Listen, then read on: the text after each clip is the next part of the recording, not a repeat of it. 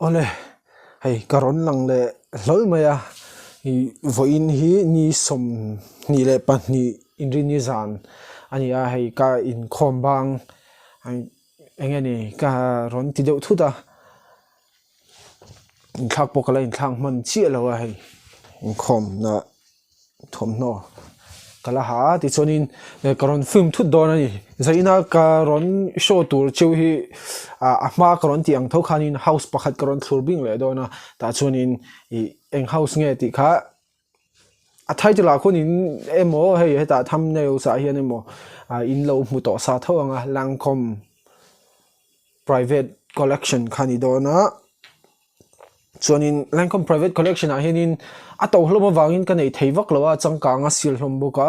I pathum chau ka nei chung chu I ka top 3 ani ngal tina ni chu ka nei zinga mi lo hi chu ka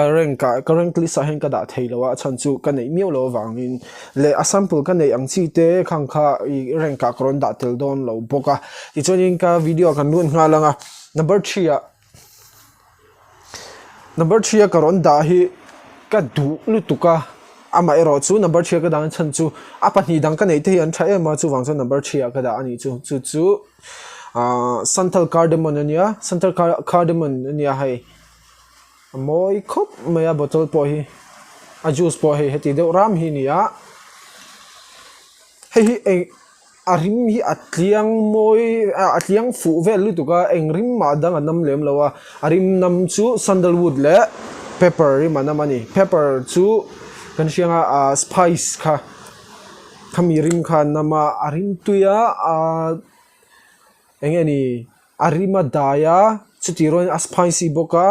enge date fragrance develop dan chona thachi alo mai the ama ero chu bold the win office fragrance ate a boss fragrance shimshima ta na tha boss me chia mo mi pa mo ta na man the ve a bossy de win mo mani strong takang ha khami yang kha a in phe ka tia aring zong ne hian ti chon number 2 ka lut ngal mayang ruasura ari ring mai theya ruasuri hi chon number 2 chon jasmine marzipan sin ya he chu ma pon karon show to thina ring tuya jasmine fragrance ni jasmine fragrance kan shia to zong a hi ala ring tui ber ka ti khania a mai ka ti thia to apokala ti de ka ti reng thau in ka shia tahin jasmine se marzipan si mo oma ti chuanin marzipan kan ti hi aron creamy ya jasmine hi white floral ania kan fechiang sa khami kha a in mix hi a fu lu tu kai chu a seductive date fragrance a du thu samanya mi palem he cheta na man theya amaro chu a rim hi tlemin a feminine ve de oleka white floral te atama wang khan ama ero chu ke ma point ka mang na sa date ka nei na ka nei ten ka mang thina ti chuanin hey date fragrance tan du thu sam arim tui sial to bani mai chuan number 2 ka dana chani chu number 1 hi chu tle min a sentimental de ulagin ke ma angeni omzia nei thuk de ulega chu number 1 a wood bouquet ania wood bouquet kan she de uvekin ka ring wood bouquet hi Lancome private collection a chon wood bouquet hi lar per te zinga mi nia arim hi poi seductive lu to ka wood fragrance nia wood le rose in pol ani chu tichon time praline te potela kha khan ron ti suita tin wood kha a prominent ang ain arim atakhuk lem box silawa kha kha ati seductive me ma ati changkang ani chen hei ka number 1 fragrance ania dakar ria chuang anam the taksa vun nilo antinan clothes anga phajunin anam charal cha theya aman poi kalam mang tam lowa ka mang phal thawak lowa ka khek ve de ani chu tichuanin karon sei thuilu tuk don lawa chan chu ruate sura he abeng cheng khom maya